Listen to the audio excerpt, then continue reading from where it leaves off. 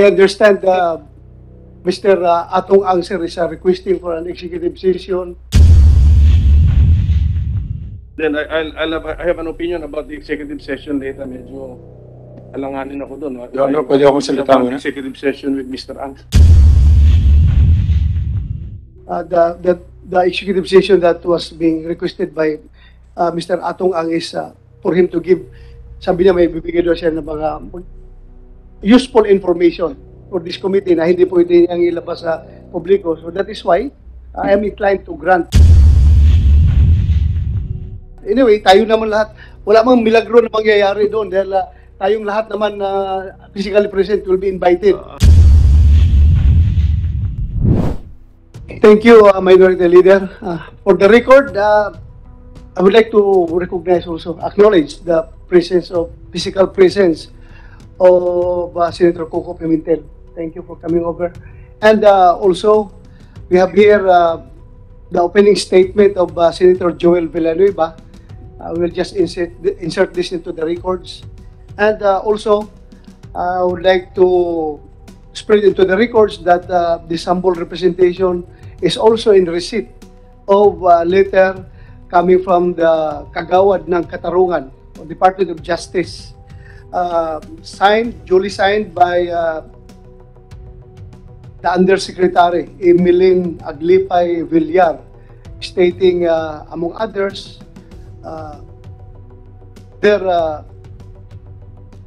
stand on the legislative franchise of Isabong. So, Comsec, please insert this into the records. Yes, sir. Mr. Chairman, Go ahead, sir. Go ahead, just to wrap up the issue with Parkour, no, para matuloy na yung ibang issue natin gusto talakayin. When you say violations, na hindi na kailangan ng clearance or whatever, pag kami violations yung binigyan nyo ng lisensya, yun definitely pwede nyo i-suspend agad or Opo. pwede nyo May gradation po ng steps. Ano itong mga violations? Halimbawa po, nagpalaro sila ng minor. Pag nahuli po yan, bawat isang minor na laro, bawat laro, magbabayad sila ng 100,000. Pagkatapos po, pag ika-third violation, suspendido na po ang lisensya nila. Pag hindi sila nakapagbayad ng minimum na 75 million a month as minimum guaranteed fee to government, at yun po ay hindi nila nabayaran, nakukumpiska po yung kanilang cash performance bond na 75 million. Pag sa next month din po, hindi pa rin sila nakabayad, yun po, suspendido na ang license. Kaya po yung kanilang binanggit ninyo, yung Golden Buzzer, suspendido po ang license nila kasi hindi pa sila nakakabayad ng arrears nila sa PAGCOR. At yung pa pong iba. Kung siguro po, kung na-prove, Ano po yung mga iba? Ano po yung mga yun po yung mga importante. Yun po ang, but can you submit to us a copy of, para madali yes, na lang? sir. We'll give A copy you of the violations that will allow you to suspend Opo. any license issued. Ano yung mga violation na? Pwede po namin i-submit ngayon. Sige, please. Kung mahaba-haba yan, i-submit mo na lang. Kung Opo. may silang, basahin nyo. Pwede ibigay. The page, the Senate page for the committee. Thank you. Thank you, sir. Thank you, ma'am. From here, I understand Mr. Atong Ang sir is requesting for an executive session from us. So, doon tayo mabaya sa lounge with Mr. Atong Ang, but you don't deliver. For PAGCOR, before we leave PAGCOR, Mr. Chairman, can I ask questions? Yeah, you have the floor, ma'am. Then I have an opinion about the executive session later. Medyo alanganin ako doon. Your Honor, pwede akong salita muna? Executive session with Mr. Ang. Well, anyway. Well, I just to be clear, Senator Coco Pimentel, the executive session that was being requested by Mr. Atong Ang is for him to give, sabi niya may bibigay daw siya ng mga useful information for this committee na hindi pwede niyang ilabas sa publiko. So that is why I am inclined to grant. Anyway, tayo naman lahat, wala mang milagro na mangyayari doon dahil tayong lahat naman physically present will be invited. Kasama ka. Anyway, I'll just ask PAGCOR. Your Honor, pwede po. Wala ka pa. You have the floor. You have the floor. Yes, thank you, Mr. Ano, pwede po magsalita muna? May, I will recognize you. Senator Yes, Coco Pimentel. Kay Chairperson na Domingo, yung pong mga lack of CCTVs, mga ganon, failure to cooperate with the law enforcement investigation, you cannot cite this as justifiable reasons under the license contract to suspend their operations. Yun po kasing opinion na nakuha namin, dinichotomize po ang sabong sa isabong. Pag po yung sabong, kung saan nangyayari ang laro, ang responsibilidad po niyan ay ang local government unit at saka po yung operator at owner ng cockpit. Sinabi po precisely to respect that. Kami po, yung streaming, talaga pong in-monitor namin yan kasi po yung mga electronic bets ang aming minomonitor. In fact, we have a group with our CMED who is doing nothing 24/7 but look into the different addresses that are supposed to be betting in the legally licensed sabong pero hindi kasama dun sa listahan namin na authorized. Yung po, periodically, like just a few days ago, we reported about 100 illegally operating e-sabong websites and addresses. Binibigay po namin yun sa DICT para po i-block nila at hindi makapagtaya. Sige. Yun po ang trabaho. Ma'am, the lawyers of PAGCOR cannot find a provision in the license contract which will justify the suspension of the operations of the e-sabong licenses because of this issue na 30, dati 31, 34 na ngayon ang Opo. disappeared who may all be dead. So wala, all your lawyers cannot find Ito a po, general statement there or any provision there which you can use. katulad po ng sinabi namin kanina, kung ano po ang magiging feedback mula po sa Malacanang at sa pag-uusap ko mamaya kay Executive Secretary, meron na po kaming different scenarios. Pag sinabi po sabi na huwag i-suspend, paano ang gagawin namin? Pero pag sinabi na suspend, kailangan din po namin na magkaroon ng kahit na paanong protection naman against lawsuits and against COA assessment.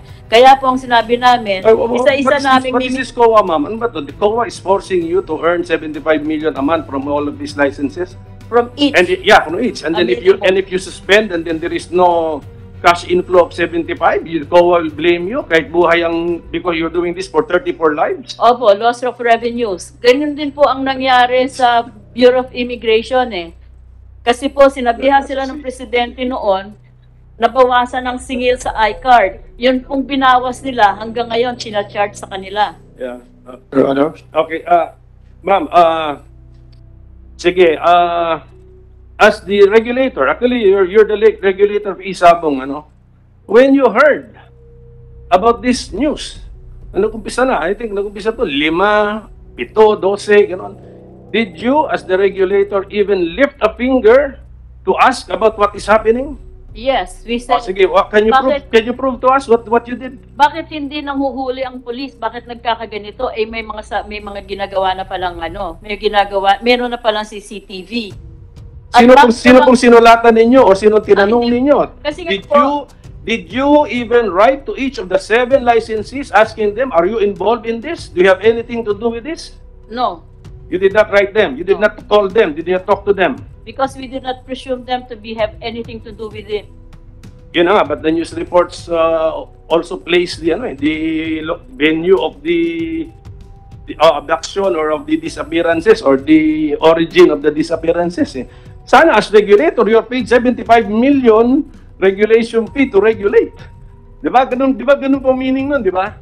When there's a license fee, binibigay yan. Ibig sabihin nun, gastos yan for the regulation by the licensor of the licensee. Pwede kayo nagpapunta ng mga tao doon. 75 million yung budget nyo for each licensee to regulate them. Yung pong 75 billion, 70% po yun goes directly to the national government because of mandatory contributions enacted by Congress. Okay, so 30%. Magkano yun? 22.5 million. Lumabas po yata itong mga ganitong abductions at kidnappings late last year. At sinasabi ko nga, bakit ang nangyayari dito? Allegations yan. At marami rin po kaming tinanong kung ano nangyayari dito. Ang sabi, culture yan ng sabong eh. Kahit daw dun sa, hindi ko po alam ang sabong eh. Kahit daw doon sa mga local na sabong, pag may nanghuling ng bidadaya, talaga daw pong pinaparusahan ng mga sabongero. Ang iniisip naman po namin, ang iniisip ko po, kung bigla na lang ako magtanong, baka naman sabihin ng licensees, bakit pati ikaw akala mo kami gumagawa nito?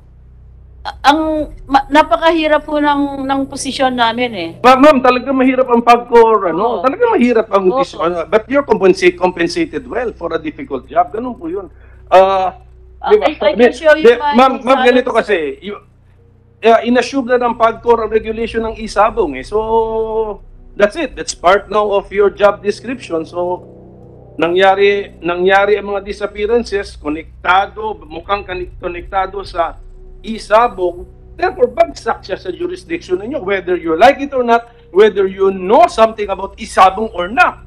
Therefore, you ask your people, how many employees, how many staff do you have? Mag-meeting kayo, what is this isabong? Anong kultura rito? So, ganun sana.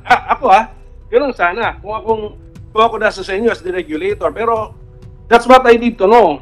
When you heard about this news, what actions did you take as the regulator? Which you can prove that you took. When we heard about this, I think this was November or December that it came to a point. We actually said, bakit nangyayari to? Hindi ba nahuhuli? Doon pala sa sabungan mismo na jurisdiction ng may-ari at ng nangyayari ang abduction. Meron na palang lead, meron na palang CCTV, meron na palang nagrereklamo. Wala po kasi nagreklamo sa amin na sinabi sa amin na merong guilty sa mga licensees namin eh. Kung meron sana nagreklamo, papa-investiga rin namin to the best of our ability. O kaya sasabihan namin ng NBI, who usually helps us in these kinds of investigation. Wala po kami na-receive eh. It's too early to talk about guilt. Ang gusto ko lang sabihin, as regulator, there is bad news about the area of activity you are regulating. Ganon ba? So, ano ba ito? The people are disappearing, presumed to be dead, in relation to isabong. Isabong is being regulated by us. We only know of 7 licensees. Don't we ask the 7 licensees? Give us information about this because we are your regulator. Ganun lang sana. Pero if you did not take these steps, okay na lang po yun. History na yan eh. Past is past eh. But at any rate, you can still take those steps. And so that, we have, meron tayong mga one government approach. Ito, 34 people disappearing. Ayaw natin ng one government approach. Magtulungan po tayong lahat. 34 lives. We will take your recommendation seriously and we will meet with the 7. Although 6 na lang po ngayon kasi wala na yung golden buzzer. Mr. Chairman, thank you. Thank you, Senator Pimentel. Senator Tolentino, you have the floor. I'd like to address this to PAGCOR chairman or perhaps the Office of the Solicitor General is here. They can weigh in. I see with my reading glasses the presence of the Undersecretary of Justice. You can also weigh in. Ang tanong ko po ganito. You saw an opening to license isabong. Nagtanong po kayo sa Office of the Solicitor General, nagtanong kayo sa Department of Justice, eventually nagtanong kayo sa Office of the Executive Secretary. Being a former lawmaker yourself, bakit hindi po kayo nagtanong sa Kongreso, sa Senado, kung ano yung dapat gawin? Pinabasa ko po uli, kagaya nung sinabi ko nung nakaraang hearing, nahilo na ako sa kababasa dito sa Republic Act 9487. Ito po yung written text. Wala naman po nakalagay dito na isabong. Bakit hindi po kayo lumapit sa Kongreso para humingi ng batas, isama yung isabong bilang amendment na Republic Act 9487? Ma'am. Sir, unang-una po, hindi po namin in-initiate ang mga pag-aas ng opinion na to. Kami po ay tinawag sa Office of the President at sinabihan po kami na nababahala ang presidente na sa pangangailangan ng pondo para dito sa pandemya na maraming reports na nakakarating sa kanya na kung bakit bilyon-bilyon ang kita sa isabong pero walang nakukuhang benepisyo ang gobyerno. At dahil doon sa several meetings na yon, ang sabi po namin Meron na nga po kami sanang tinanong sa OSG noong 2018 at sinabi naman nila na talagang pwede dahil sa charter namin, pwede kami sa online magbigay ng lisensya. Pero po dahil doon ay OSG, syempre po, mas binding ang DOJ, tinanong po namin sa Office of the President kung pwede kaming magtanong ulit sa DOJ. Kasi po, gusto namin talagang manigurado. Hindi po sa amin ang galing ang initiative na i-regulate ang isabong, kundi doon sa grave concern that it goes unabated, unregulated, and with no benefit to the government. So, lumapas nga po yung DOJ opinion, at dahil doon sa DOJ opinion na yon, nag-issue sa Executive Secretary ng memorandum for the President sa amin na re-recognize ang authority namin to regulate isabong, at nag-proceed po kami sa paggawa ng mga operations manual at saka mga standard operating procedures, at nagsimula na rin po kaming tumanggap ng applications. Thank you, ma'am. Thank you, ma'am. Pero hawak ko dito yung letter ninyo, January 28, 2021, Annex B of your letter sent to me, that the first paragraph reads, and I quote, "This refers to your request for a legal opinion coming from the Department of Justice." So, Opo. lumapit po kayo, dumulog po kayo sa kagawaran ng katarungan. Ang tanong ko kanina, babalik ko ulit, bakit hindi po kayo dumulog sa Kongreso? Under sa executive branch po, dumulog po kami sa DOJ kasi nga po, sinabihan kami na kailangan ma-regulate ang isabong. Kahit Siyempre po alam niya namang walang batas, bilang dati mambabatas, alam niya sa Republic Act 9487, hindi naman po nakalagay yung isabong. And Department of Justice, you can butt in if you want. Hindi ko maintindihan din sa Department of Justice, saan nyo inagilap itong inyong interpretation na kahit walang batas, isinalaksak niyo doon na pwede kayong maglagay ng isabong, pwedeng magkaroon ng isabong. Mr. President, Mr. Chairman, siguro po at the end of these hearings, investigation, tatlo po yung maliwanag dito na nakikita ko, bukod doon sa mga nawawalang mga kababayan natin. Unang-una, meron bang karapatan ang PAGCOR na mag-issue ng lisensya? Wala po sa batas. Ang isabong po ba ay nakalagay sa permissible forms of gambling? Wala po sa batas. Ang PAGCOR po ba ay allowed mag-share bilang parang rider na nakalagay doon sa Supreme Court case ng Jaworski versus PAGCOR, nakalagay din po doon sa Del Mar versus PAGCOR, nakalagay din po doon sa Fontana case ng parang rider. Wala po yan sa batas. So yun po yung magiging maliwanag dito na gusto kong maliwanagan sa Department of Justice. Ini-excuse ko na kayo, ma'am, kahit yung legal team nyo.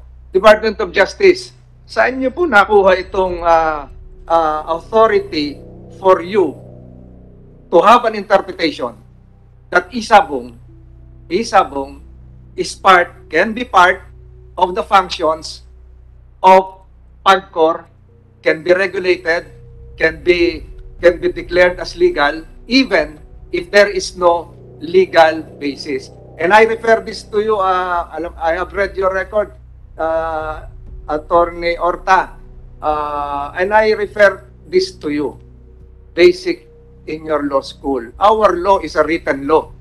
Kung ano yung nakalagay sa batas, yun yung batas. Pag hindi nakalagay sa batas, it is not written. Our law is a democratically adopted law. Pinasa ng Kongreso, na-approve sa mga committee, at hindi po ginagawa ito ng kagawaran ng katarungan. Ang ating pong batas ay pinapasa sa Kongreso.